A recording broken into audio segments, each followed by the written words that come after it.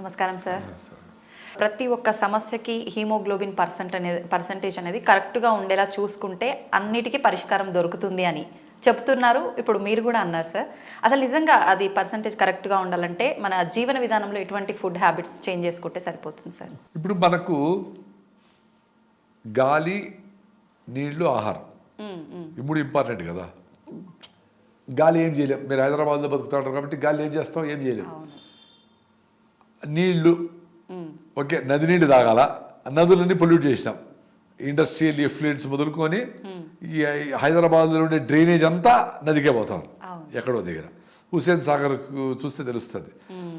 So సూర్యుడు అనే natural శక్తి ఏం చేసినాడు, వందల వేల ఆర్వోల్ని పెట్టి ఆ హుస్సేన్ సాగర్లోని ఇంప్యూరిటీస్ కూడా అక్కడే వదిలేసి స్టీముని పైకి తీసుకుపోయి మేఘ సందేశము విజయవాడలో పోయి గురించి, విజయవాడది హైదరాబాద్ నుంచి బెంగళూరులో పోయి అక్కడ మీ ఇంటి మీద మీ కులము మతము చూడకుండా మీ ఇంటి మీద పడుతుంది. ఎంత పడుతుంది? రాయలసీమలో ఒక చదరపు అడుగుకి 60 లీటర్లు, హైదరాబాదులో 100 లీటర్లు. ఒక చదరపు అడుగుకి 20 అడుగులకు 20 అడుగుల ఒక రూమ్ మీద మాకు 24,000 లీటర్లు వస్తాయి. రాయలసీమలో మీకు దాదాపు 40,000 లీటర్లు వస్తాయి. 40,000 లీటర్లు లెక్కేసుకోండి. 40,000 లీటర్లు అంటే ఎన్ని రోజులకు వస్తాయి? మీకు డ్రింకింగ్ అండ్ కుకింగ్కి 20 లీటర్స్ పర్ డే కావాలి. సో 40,000/20 వేస్తే 2,000 రోజులకు వస్తాయి. 2,000 రోజులు అంటే ఎన్నేళ్ళు అయింది? 4 సంవత్సరాలు. 4 సంవత్సరాలకు నేచరు, సూర్యుడు అనే మహాశక్తి, మహానుభావుడు, దైవ సమానుడు ఓకే మీ రూమ్ మీద నీళ్ళు ఇస్తూ ఉంటే వాటిని అన్ని డ్రైనేజ్కి పెట్టి హేమాలిని గారు మళ్ళా టీవీలో వచ్చి కెంట్ అచ్చాహే మేబీ పిరాహం అని చెప్తా, సీరియస్గా చెప్తే అన్ని కెంట్కేసి ఆ నీళ్ళ నదిలో కలిపేసిన నీళ్ళని మళ్ళీ తీసుకొచ్చి కెంట్కేసి ఇంత కరెంటు ఖర్చు పెట్టి పంప్ చేసి దాన్ని మళ్ళీ సగం నీళ్ళు వేస్ట్ చేసి ఇంత కరెంట్ వేస్ట్ చేసి దాన్ని మళ్ళీ ప్లాస్టిక్ మెంబ్రెయిన్లో రివర్స్ ఆస్మాసిస్లో బంబార్డ్ చేస్తే ఆ పక్కకి ఆ ప్లాస్టిక్ నానో పార్టికల్స్ పార్టీ వచ్చిన మినరల్ లెస్ వాటర్ని మినరల్ వాటర్ అనుకొని తాగి మంచినీళ్ళు అనుకుంటా ఉండే అంత బుద్ధిజీవులు మనం అంత మనమే క్లీన్ చేసుకుంటాం సూపర్ మేము అని. సో నీళ్లు పోయింది. సో ఆ నీళ్ళని రూఫ్ టాప్ వాటర్ పట్టుకొని ప్రకృతి వనం రెయిన్ వాటర్ హార్వెస్టింగ్ అని యూట్యూబ్లో కొడితే వస్తాయి. మీరు సున్నపురాళ్ళు, ఇసుక కర్రబొగ్గులో పాస్ చేస్తే మీరు ఒక సంపు కట్టుకొని 7,000 లీటర్లు పెట్టుకుంటే మీరు మంచినీళ్ళు తాగాలి ఫస్ట్. మూడోది చాలా ఇంపార్టెంట్ క్రూషియల్ పాయింట్, మనకు ఆహారము ఎక్కడి నుంచి వస్తుంది? భూమి నుంచి వస్తుంది. అంటే భూమి ఆరోగ్యంగా ఉంటే కదా మీరు ఆరోగ్యంగా ఉండేది. ఇప్పుడు ఈ ఇంట్లో అందరూ సంతోషంగా ఆనందంగా ఉంటే అది చేసే వంట కూడా బాగుంటుంది. హోటల్లో కూడా అంతే, తిట్టుకుంటే చేసి అట్లే ఉండదు వంట. సో సాయిల్ హెల్త్ ఈ 50 ఏళ్ళుగా చాలా దెబ్బతినేసింది. సాయిల్ మనకి ఎట్లా హిమోగ్లోబిన్, సాయిల్కి ఆర్గానిక్ కార్బన్ అంటాం, అదంత ఇంపార్టెంట్. ఆర్గానిక్ కార్బన్ ఎంత ఉండాలా? మినిమం 1 ఉండాలా, 2 ఉంటే సూపర్. నేను ఆఫ్రికాలో యుగాండాకు పోయి వ్యవసాయం మొదలుపెట్టినా. అక్కడ టెస్ట్ రిపోర్ట్ చూస్తే నాకు కళ్ళు తిరిగినాయి. 3.2. మనకు మదనపల్లిలో మా ఫామ్లో కూడా 0.4, కృషి విజ్ఞాన కేంద్రంలో 0.3, అంటే లెస్ దెన్ 0.5 ఉంది ఇక్కడ. సో దాంట్లో నుంచి న్యూట్రిషన్ లేని, హెల్తీగా లేని సాయిల్లో నుంచి వచ్చిన కూరగాయలు, ఆహారము, ధాన్యము, వాడేవా పప్పులు గిప్పులన్నీ ఎట్లుంటాయి? హెల్త్ లేవు. అంటే అందుకే ఇంత క్వాంటిటీ తిన్నా కానీ న్యూట్రిషన్ లేదు. ఇంత ముద్ద ఒక జొన్న రొట్టె అంత కూరగాయలు తినేసి ఆరోగ్యంగా ఉంటుంది. So unless you improve the soil condition, you improve మీ రైతుల జీవన విధానాన్ని మెరుగుపరచకుండా, రైతుల అన్ని సపోర్ట్ చేయకుండా, భూమిని ఆరోగ్యవంతంగా ఉంచకుండా మీరు ఆరోగ్యం రాదు. ఫినిష్డ్. మీ ఫుడ్ అంతా దాని నుంచి రావాలి కదా, అది పోయింది. మీకు హిమోగ్లోబిన్ ఎట్లా వస్తుంది? సో ఇప్పుడన్నా ఆర్గానిక్గా ఫార్మింగ్ చేసే రైతులతో ఫ్రెండ్షిప్ పెట్టుకొని వాళ్ళ దగ్గర ఆహారం కొనుక్కొని, టాప్ ప్రియారిటీ హిమోగ్లోబిన్కి సజ్జలు. మీరు సజ్జలు దోశలు తింటారో, సద్దపిండి కలుపుకొని ఇడ్లీలు చేసుకుంటారో, రొట్టెలు చేసుకుంటారో, సద్ద సంగడి చేసుకుంటారో, సద్దపిండితో జావ చేసుకుంటారో, సద్దలు, బెల్లం ఐరన్ రిచ్. సజ్జలో కూడా ఐరన్ ఉంటుంది, బెల్లం కూడా ఐరన్ ఉంటుంది.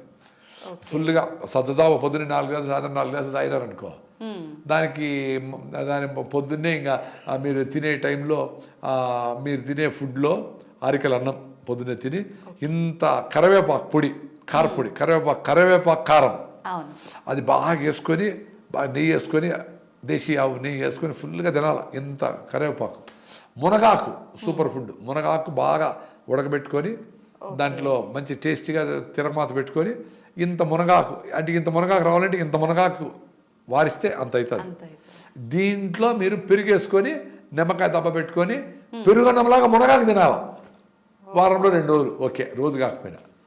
మళ్ళీ అవిసె అంటాం. అవిసె అంటే మీరు ఇక్కడ తెలంగాణలో అవిసె అనేది ఫ్లాక్స్ సీడ్, అది కాదు.